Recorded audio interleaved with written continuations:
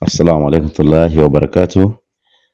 Bavandimwe, kubibaza kuki impamvu abisilamu dutereka ubwanwa, ngira ngo dushingiye no ku ntumwa n'abahanuzi babayeho mbere hose, bose barangwaga no gutereka ubwanwa.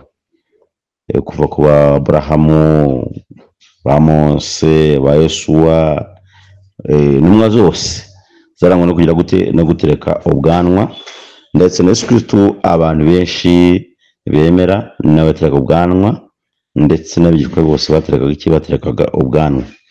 Noneho twajya no mu byanditswe tukareba naho uko batubwira. Twajya mu Balewi 21 umurongo ugira 5, haravuga ngo ntibakogoshwe ibiharanjongo. N'ubwo kogoshwe ibiharanjongo no gufata umutwe ukagenda ukata umusatsi umwe ukaba ugasigara nko kogosha ibisunzu nka byandi bya kera. Ngo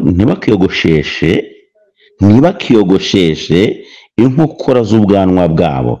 N'ubwo ngo umuntu agomba kogosha ubwanwa bwo hejuru, ariko ubwo hasi akagira gute akabureka. Ibyo tubibona mu Balewi 21 umurongo ugira 5. None twareba mu Balewi igice cya 19 umurongo wa 27, naho baravuga ngo inkokora z'imisatsi yanyu ntimukazogoshere kugira ngo zizenguruke, ntimukonone inkokora z'ubwanwa bwanyu. Ngo abantu bakagira ngo bogosha ngo imisatsi yabo kugira ngo izenguruke, kwa kujyana ni twavuga nyine nayo intangiriyeho byo kogosha, ugakata ukazenguruka hasi, hejuru ugasigaho umusatsi.